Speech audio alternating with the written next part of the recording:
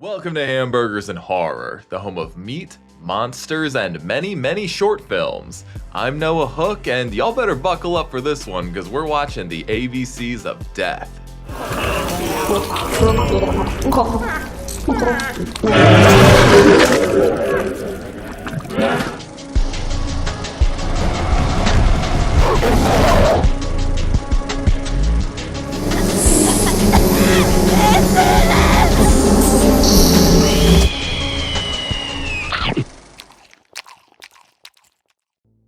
This 2012 horror anthology contains 26 unique shorts created by 26 different directors, each one connected to a letter in the alphabet.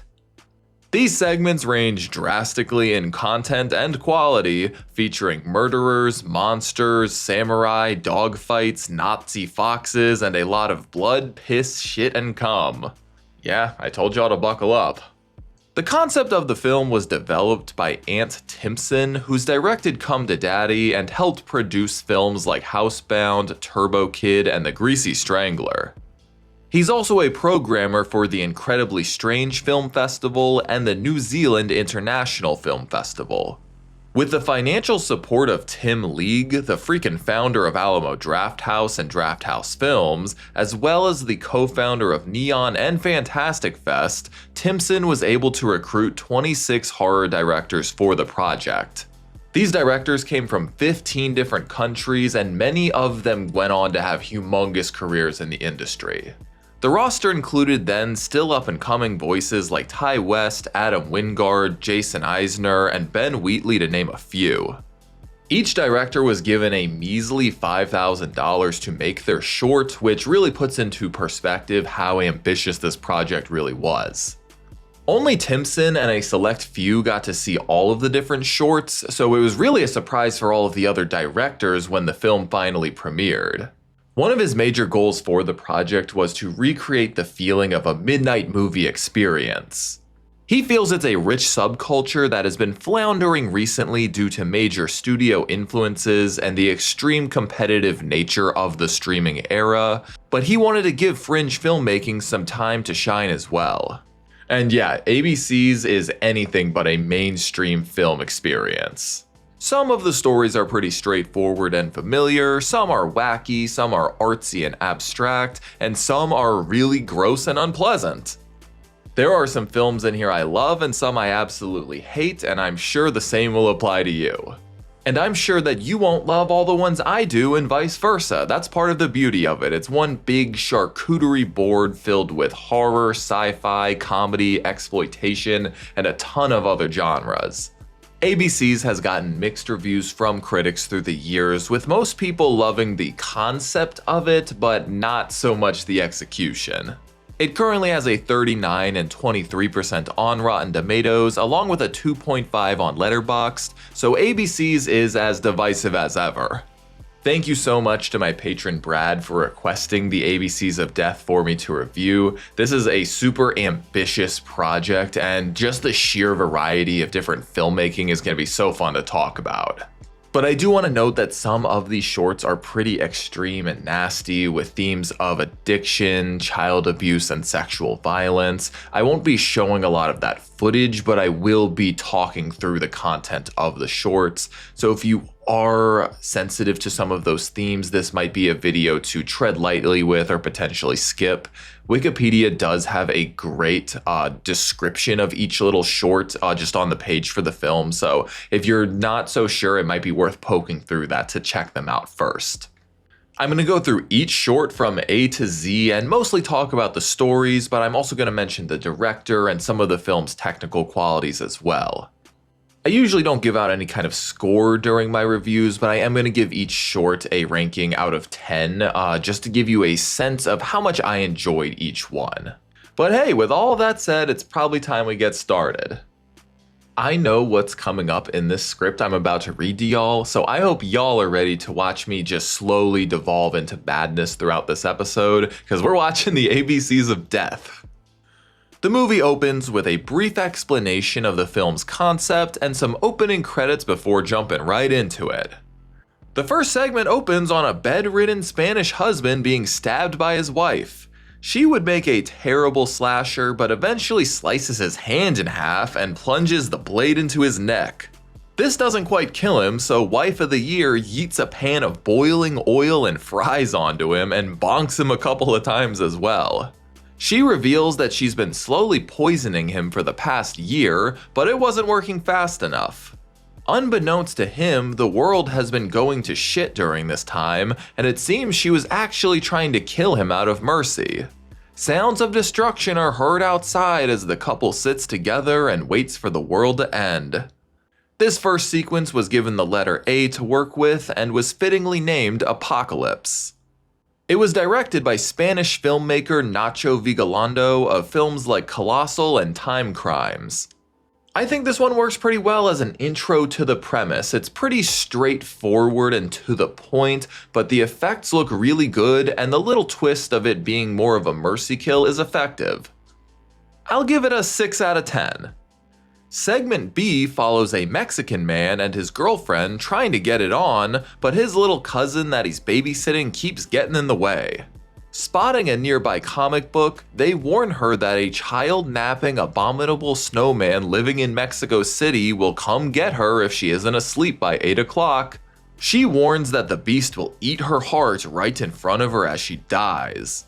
They claim the passing garbage collector outside is the snowman, which gets the girl to shut her eyes. The collector watches the two have really raunchy sex against the window, but when he knocks on the door, he does more than take out the trash. The little girl witnesses the girlfriend get her heart ripped out by the pizza cutter wielding killer, but fortunately she's under the covers counting sheep, so he lets her live. B is for Bigfoot. This segment was made by Spanish director Adrian Garcia Bagliano of films like Late Phases and Here Comes the Devil. I'm unfamiliar with his other works, but this short is decent, I guess. To be honest, nothing is really unique or very interesting to me in this one. The missing heart effect is done well, but it really is just a simple green screen trick and doesn't stand out amongst the many interesting effects we're going to be seeing soon. There are no kills on screen, the characters aren't very memorable or likable, and the decent amount of build-up and tension created around the snowman quickly fizzles out when you realize it's just a guy with a pizza cutter. I'll give it a 4 out of 10. Segment C opens on a Chilean man who spots some blood in his backyard, and that night his wife hears someone moving around in their house. He doesn't see anything, but the next day he gets lured towards and sucked into a hole in the shrubs.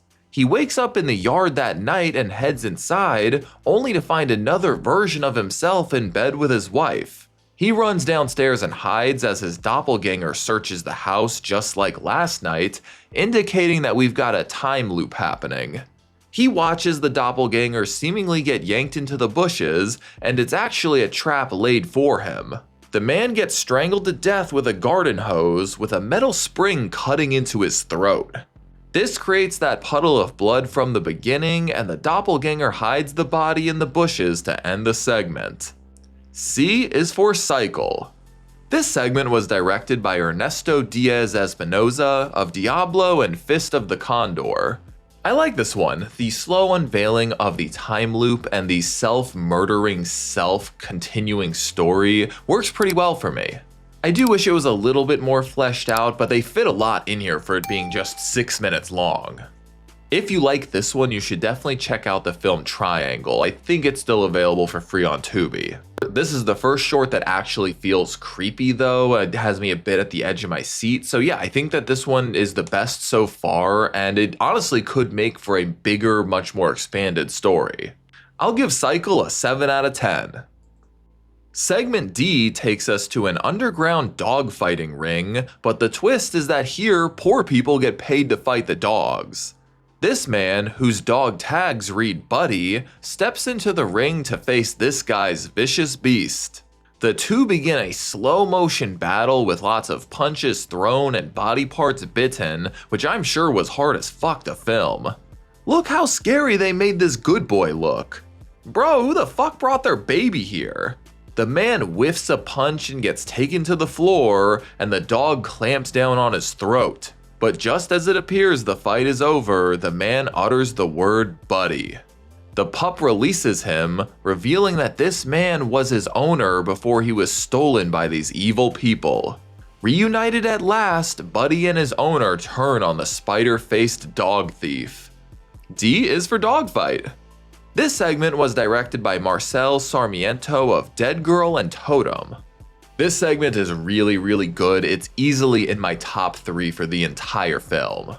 The cinematography and sound design are really well done. Both the dog and human actor put in fantastic performances, and it's a story that's interesting, heartbreaking, and super satisfying in the final moments. For me, Dogfight is an easy 10 out of 10. Segment E opens on a shitty CGI spider living in the apartment of this goober who constantly tries and fails to kill it. Y'all probably know where this one's going. The spider bites him a few times over the next few weeks before he finally squashes it, only for some baby spiders to hatch out of his ear. E is for Exterminate. This segment was directed by Angela Bettis, who has done some directing but is more known for her acting roles in May and Girl Interrupted. I love Bettis in a lot of her acting roles, but this short really didn't do it for me. It's a really familiar story I've seen and read before, and this particular iteration just looks pretty cheap and ugly. It just has no sense of style or anything to make it stand out. I'm gonna give it a 3 out of 10. Okay y'all, this next one's gonna be a make or break segment for a lot of y'all. Segment F introduces us to a Japanese schoolgirl named Yoshai who wishes that it was socially acceptable to fart. She also worships her teacher Miss Yumi and yearns for the two to fart together. Suddenly an earthquake releases a poisonous gas that kills the other schoolgirls, so Yumi and Yoshai flee inside the school. Yoshai admits that she'd rather die from her senpai's gas, which Yumi is hella into. She proceeds to rip some vicious yellow farts into Yoshai's face, which seems to be absolutely euphoric. Then Yumi sucks the farts and the schoolgirl back up her ass, which is apparently the land of the dead. Now the two can kiss and fart together for all eternity. As you may have guessed, F is for fart. This segment was directed by Noboru Iguchi of The Machine Girl and Zombie Ass, so clearly dude has a fetish he loves sharing. This is the first of several particularly strange entries from Japanese directors. I can very much understand if you absolutely hate this one, but I kind of like it, or at least I could say I'm fascinated by it. Aside from Dogfight, this is the first one that feels truly unique and has a distinct sense of style, which in a project like this is really important to me. The reality is that most of these shorts are not very good, so whenever something weird and interesting pops up, I'm immediately going to perk up a bit and be a bit more excited about it, even if it's something that on a regular day I would stay very far away from. It's a disgusting premise, but the fact that it isn't really using any practical effects and it stays away from poopy practical effects especially, helps it stay in a more silly kind of place. And the variety of special effects on display are pretty fun. But all of that said, it is still something that I am not gonna seek out more of. There's no real character development or emotional elements at play. The only way you'll probably be affected by this is a little bit of nausea. I'm gonna go right down the middle and give Fart a 5 out of 10. If you've made it this far, please, for my sanity, consider subscribing to the channel. Segment G is shot entirely in first-person POV as a man presumably wearing a GoPro loads up a bag of bricks and heads to the beach with a surfboard. He paddles out and plunges below, drowning himself to end the segment. G is for Gravity. This segment was directed by Andrew Traucki of The Reef and Black Water. This one's fine, I guess. It's not offensively bad, but it's also not unique, exciting, scary, or interesting in any real way. A guy wearing a GoPro paddled out into the water and then dropped it into the ocean. That's it. I'm gonna give it a 2 out of 10. Segment H takes us back to World War II, except the world here is populated by humanoid animals really pushing into furry territory. Birdie the bulldog and his cartoon eyeballs get their rocks off to a fox stripper, only for her to be revealed as his Nazi nemesis, Frau Scheiss. He gets punched in his dog nuts and trapped over an electrified pool while some moving bear traps try to cut off his fingers. The inspiring words of Winston Churchill convince Birdie to keep calm and carry on though, and he uses the bear traps as rollerblades to punch her in the face. He eats her into the pool where she melts and explodes to end the segment. H is for hydroelectric diffusion. This segment was directed by Thomas Cappelen Malling, a Norwegian director who brought us Norwegian Ninja. This one definitely stands out amongst the crowd and is particularly impressive given the $5K budget. The World War II aesthetic, the uncomfortably sexy furry creatures, and the Looney Tunes level of violence makes this one really zany and fun. It's technically impressive, fast-paced, a bit sexually uncomfortable, and it kills a Nazi. What's not to like? I'll give it an 8 out of 10. Segment I takes us to a bathroom in Mexico where a husband has his wife tied up in a tub. He attacks her and injects her with motor oil, and while she dies, she has an inner monologue talking about how he isn't brave, special, or unique. But yeah, she dies a slow and painful death and the segment ends. I is for ingrown, apparently. This segment was directed by Jorge Miquel Grau of films like We Are What We Are. This one's not my favorite. The cinematography is surprisingly nice given the really ugly location, but the whole thing is just too bleak for me to really have any fun with or really enjoy. I fully expected some kind of twist, like, oh, maybe she's possessed by a demon, or maybe she manages to escape and fight back, but no, it's really just a husband torturing his wife until she dies, and then it ends. I'll give it a 4 out of 10. Segment J takes us to feudal Japan, where an executioner is given the job of beheading a samurai who just committed seppuku. The only trouble is that this stupid bastard keeps making all kinds of ridiculous faces that are throwing him off his game. The shit gets downright surreal, but the executioner manages to bring down his blade to behead the funny-faced fella. J is for Jidai Geki, aka Samurai Movie. This segment was directed by Yudai Yamaguchi of Meatball Machine and Battlefield Baseball. I like this one a lot. It's really just one long gag, but the sheer craziness of all of the weird faces and practical effects makes it work for me. I love me some crazy practical Japanese effects, and Yamaguchi always knows how to deliver those.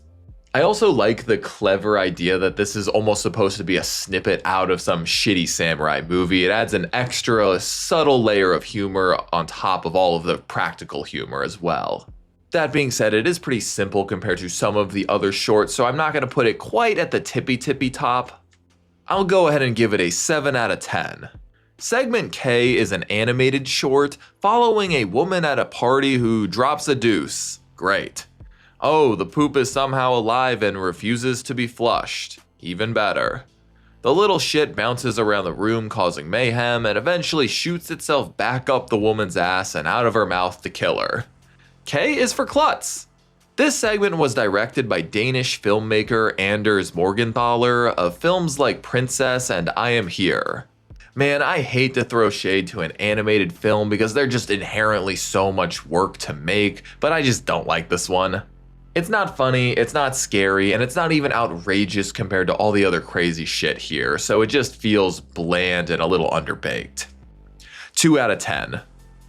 Okay, if y'all are still here, I assume you're in it for the long haul, but if there is a single segment in here that's gonna make you tap, it is this one. Segment L follows an Indonesian man who wakes up naked and strapped to a chair next to a man in the same position. As a judge watches, a naked woman comes out and the other guy immediately starts jacking off. Yeah, so this is some really fucked up Squid Game competition, except the entire premise is two men having to compete to see who can nut first. Our protagonist manages to beat his opponent, which moves him on to the next round. A bit similar to Klutz, the loser gets a spike through the ass and out the mouth. Our protagonist manages to rub his way all the way to stage 9, which involves an amputee masturbating with her prosthetic foot. It also appears the woman hosting this horrible event has an eyeball in her coochie that likes to watch all of this, and she's begun rooting for our protagonist. But then the spike machine malfunctions and she gets stabbed in the head as well. Okay. The next stage involves a little boy being abused, and this sick bastard manages to splooge out a victory. But instead of a spike through the ass, our protagonist's punishment is that he's now a part of the entertainment. Two dudes jack off as a woman rides him. Oh, and she also cuts him to pieces with a chainsaw. L is for libido. This segment was directed by Indonesian filmmaker Timo Tianto of The Night Comes For Us and The Shadow Strays. Yeah, this is by far the most fucked up segment here, and that is actually saying quite a bit. I can easily understand if you absolutely hate this one. It's an unpleasant watch in every way, shape, and form. But I must admit that it is captivating in its own sick way, and it does feel right at home here in this midnight movie setting. But it's also something that I never ever want to watch again. But it is good at what it's trying to do, so I'm gonna give it a 6 out of 10. Segment M follows a woman who isn't able to flush something down the toilet, which turns out to be a miscarriage. M is for miscarriage, ha ha ha ha ha. This piece of shit was directed by Ty West, which is so disappointing. It's the most lazy, ugly, uninteresting, and short film in this entire project. It gets an easy 0 out of 10. With that, we're finally halfway through the alphabet though. Segment N follows a Thai man who surprises his wife with a new parrot. Aw, he's a talented little guy. He uses the parrot to propose to her, but the romantic gesture is ruined when the bird starts replicating shit this guy has been saying to his side pieces. Damn, this bird is a snitch! The bird keeps on replicating their sex noises as she murders him off screen. N is for nuptials. This segment was directed by Banjong Pisanthanakung of The Medium and Shudder. This one works pretty well for me. It's kinda cute, kinda crude, and kinda funny. But honestly, more than anything, this one's just a nice respite from all the piss shit and cum I've been wading through for the past couple of minutes. And I'm always happy to see an animal actor. We'll give it a 6 out of 10. Segment O takes us to a very artsy, erotic, surreal sexual encounter. It's got cigarettes, black gloves, whips, and a lady ultimately getting choked to death as she climaxes. O is for orgasm. This segment was co-directed by French couple Helene Catet and Bruno Forzani. I don't necessarily dislike this one, but it feels really out of place in this film.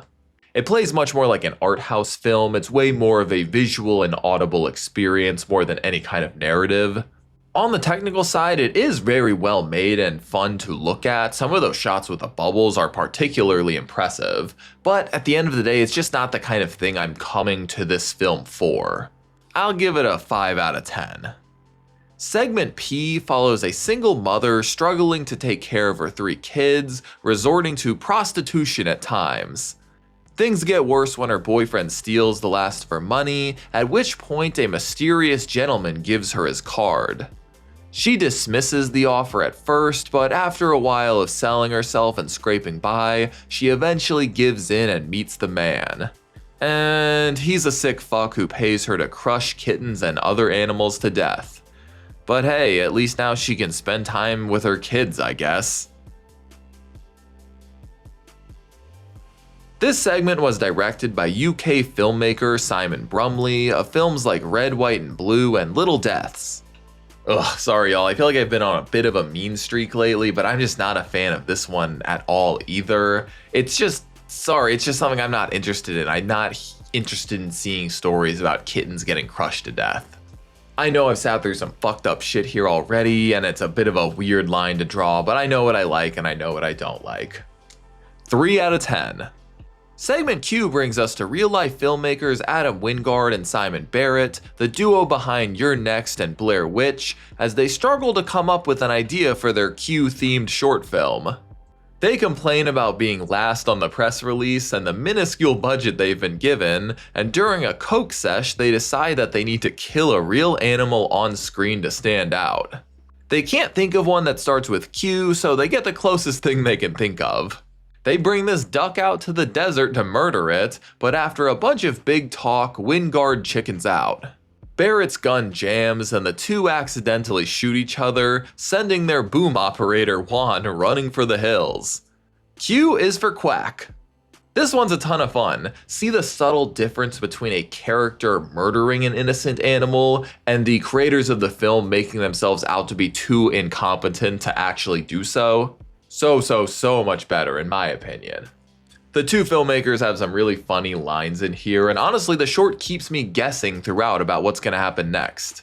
It has a lot of really funny commentary on the ridiculous nature of this project, and it honestly makes me laugh more than any other segment in the whole film. I'm going to give it a 9 out of 10.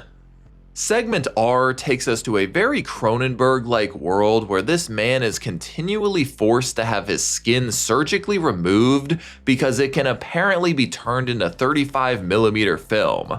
People are downright obsessed with him despite the fact he's kept in a cage. But one day the man attacks his doctor, drowning him in his bedpan. He removes some of his own flesh to create a bullet which he loads into a gun he had from his time in the military. He murks the guards trapping him there, and he makes his way to a train yard. He uses some big boy strength to get a train car moving, which he then uses to crush his own head. And then it starts raining blood to end the segment. R is for removed. This segment was directed by Suran Spasovic, the guy who brought us a Serbian film.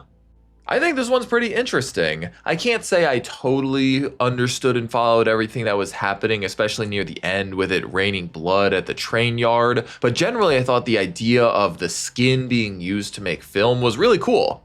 That component, as well as the flesh bullet, really reminded me of Cronenberg's work, which for me is always a good thing to be in relation to. This is a rare case where I really wish the short was longer. It seems like a really cool proof of concept for a more expanded story. I'll give it a 7 out of 10. Segment S takes us to a desert outpost where a lady named Roxanne is kidnapping this woman named Lulu, while they are also trying to escape from this big nose hooded figure. She lights him up with a flamethrower and they flee through the desert, but the stalker quickly catches up with them. He admits that he's impressed with her effort, but both of them know she can't run forever. She takes his hand and drops dead, placing her back into reality. Turns out Roxanne and Lulu are drug addicts, and the heroine just died of an overdose. S is for speed. This segment was directed by Jake West of Doghouse and Pumpkinhead Ashes to Ashes. I've got mixed feelings on this one. I really like road movies with mysterious assailants, and I like deserts, so on paper this one should work for me. But unfortunately, everything about this just feels like a crappy Tubi movie, and the whole twist of it being a dying addict's final visions just seems a bit tasteless to me. I like some tasteless shit like Toxic Avenger and Street Trash, but for me, something tasteless has to really go above and beyond in other ways for me to forgive that, whereas this just doesn't really have those redeeming qualities. 4 out of 10. Segment T is a claymation film following a little boy who is moving on from his baby toilet to the big, scary porcelain monster.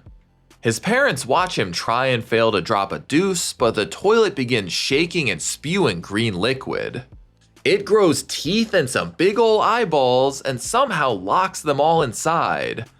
It strangles the father with a toilet chain, and when the mom punctures its eye, the acid melts half of her face off. The toilet bites her entire body in half and shoves its giant tongue all the way through the dad's body before swallowing him whole. Okay, so this was actually just a nightmare, and the parents are excited to see he's finally going to use the toilet on his own. Sadly, a loose screw causes a shelf to fall, scaring the boy and causing him to get his head stuck under the toilet seat. The dad laughs at his son, at least until the shelf falls and crushes the kid's head. Say it with me, folks, T is for toilet. This segment was created by Lee Hardcastle, a British clay animator. Hardcastle had made plenty of really great shorts before this, but this was actually his first time being involved in a feature-length film. There was a competition held for one person to submit a short film and it be included in here, and Hardcastle was ultimately the winner with this segment. I really enjoy this one. It has so much charm to it. I love the handmade feel of the characters, and the level of clay gore is just really impressive. This is another easy 10 out of 10 for me. Segment U is another film shot through first-person POV, following a vampire who is facing an assassination attempt from its coffin. These suckers ain't no Van Helsing though, so they aren't quite able to catch him on the first try. He snacks on a lady's neck and nutshots a guy before fleeing into the forest, but a flaming arrow and a bonk on the head knock the creature out. The vampire awakes as the hunters rip out its teeth and stake it in the heart. Finally, the creature is beheaded and it looks on at its headless body to end the segment. U is for Unearthed. This segment was directed by Ben Wheatley of Kill List and In the Earth. I haven't seen all of Wheatley's work, but I've enjoyed everything that I have watched, including this. I love the moody lighting of the woods, and that final trick with the severed head POV was a nice cherry on top. I also really love that we experience the story through the monster's perspective, and this is another one that I feel like is a cool proof of concept for something bigger. I'll give this one an 8 out of 10. Segment V takes us to the year 2035 in a rundown metropolis called New Vancouver. A police officer named Lainey and her robot partner Nesbit break into a facility and battle a heavily armed group. They gun down everyone but a couple with a baby, and we learn in a flashback that the government has taken away the right to have children. Lainey works for Propagation Patrol, which is basically ICE for babies in this world. But she's also a goddamn hypocrite and wants a baby for herself, but too bad she's infertile. Turns out this couple has psychic abilities and they try some Obi-Wan Kenobi shit to escape, but Nesbit guns them the fuck down and beheads the baby, holy fuck. Their boss Stoker arrives and congrats them on a job well done, although she's upset about the illegal baby's death. Stoker and his men begin reviving the baby head so they can suck out its brain matter for science, which is apparently where Lainey draws the line. Stoker shoots her, and the psychic baby causes another shootout that kills the henchman. The dying mother tells Lainey that the baby is a prophet and she must be his mother now. And then the prophet baby head blows up Stoker's head to abruptly end the segment. V is for Vagitus, otherwise known as the cry of a baby. This segment was directed by Kari Andrews of Cabin Fever, Patient Zero. This one was cool. It's definitely one of the most ambitious of the bunch.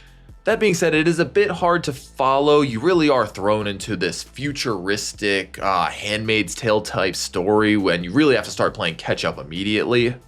But the effects were really solid. The gunfight, which is something that can usually be pretty lame, was well done, and I was really loving the killer robot. I'll give this one a 7 out of 10. Segment W takes us to an Adult Swim looking segment where a warlock electrocutes a knight and eviscerates a woman, which makes sense because it's being made by Metalocalypse directors Tommy Blocka and John Schnepp, the latter of whom directed this short as well. Similar to Quack, the two are unsure of what the fuck they're gonna do with W. Their speedrun of several fun ideas is interrupted by an emergency broadcast involving zombie clowns, a puppet in hell, chemtrails, a warrior woman battling a giant walrus, and a flying lamprey baby monster that attacks the crew, all while a newscaster chaotically spouts end-of-the-world babble. W is for what the fuck. Yeah, I liked this one. I grew up watching Adult Swim, watching this exact kind of crazy shit, so this honestly felt like coming home a bit. It's pretty wacky and doesn't actually have much of a narrative, so I can understand if you don't like this one. But for me, it's a 7 out of 10. Segment X follows a French woman who is constantly ridiculed and insulted because of her weight. At home, she gorges on nasty, slimy shit while watching bikini commercials, and then after a puke session, she starts hacking pieces of fat off of herself. She uses several different tools during the process, and by the time she's done, she looks like skinless Julia from Hellraiser 2. X is for XXL. This segment was directed by Xavier Gens of Frontiers and Under Paris. Gotta love those Frenchies and their gore, huh? This one's pretty good. The gore definitely stands out as some of the most gruesome and realistic, which is why I couldn't show you very much of it here. But honestly, the concept isn't that interesting to me. It feels like something I've seen before, just maybe not to this level of extremity. But I do think it's overall effective in its goal. I'm gonna give it a 6 out of 10.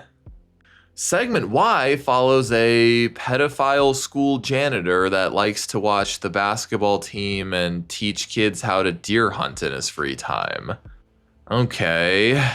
Oh yeah, lick up every last drop of that little boy sweat. Great. Anyways, the boy he diddled in the woods, who might be his kid, shows up wearing a deer head and kills the creep with the antlers. Y is for young buck, I guess. This segment was directed by Jason Eisner of Hobo with a Shotgun. I'm a bit mixed on this one. Generally speaking, I like Eisner's work, and this one does show his great visual style. But we're nearly 2 hours into this film, and whatever tiny tolerance I had for child diddling is long gone at this point. I'm trying not to let my own exhaustion affect the way I score individual shorts though, but I'm also a bit put off by the weird electronic score, and the whole plot is a bit overly complex with all the flashbacks leading into each other. I'm gonna give this one a 5 out of 10. Alright, we finally made it to segment Z. Let's hope it's not too weird. Oh, son of a bitch. This one is quite incoherent, but I'm gonna try my best. So there's this guy named Dr. Strangelove who is rambling about Japanese culture, American race relations, nuclear energy, tangerines, and a lot of other stuff. Meanwhile, this lady with a giant dick blade kills this lady, only for her to return as a bug ghost, I think. The two face off for a rematch, which involves the bug lady shooting vegetables from her coochie, which dick lady chops up for a soup. She rips out the blade and chops up the wiener, which will go perfectly in the stew. The dick wound spews rice that goes into a rice cooker, and a bunch of naked people chow down on the feast. We get 9/11 titties, sushi micropenises, and booty clapping that may have caused the 2011 tsunami. Oh, now the naked people are wearing hats designed to look like little boy bombs, and there is a swastika made of legs. I don't know why I'm bothering describing any of this, it's not like I can show half of it. Strangelove gets a boner that blasts out rice to end the segment. Z is for Zetsumetsu, which is Japanese for extinction. This segment was directed by Yoshihiro Nishimura of Tokyo Gore Police and a lot of other crazy shit. I feel like a lot of relatively normal directors use this film as an opportunity to get extra weird, but this director is definitely just doing his usual shit here. This one is particularly hard to rate for me. On one end, it's really incoherent and crazy, and it is gonna be something where the content just drives a lot of people away, but it's also really technically well done and kind of captivating. And compared to some of the other ones that are kind of just being extreme and gross to be extreme and gross, this one does have some themes of war, sex, and catastrophe sprinkled in there. There are some messages hidden within the rice and semen, and at the very least, it's a hell of a way to cap off the film. So fuck it, I'll give this one an 8 out of 10.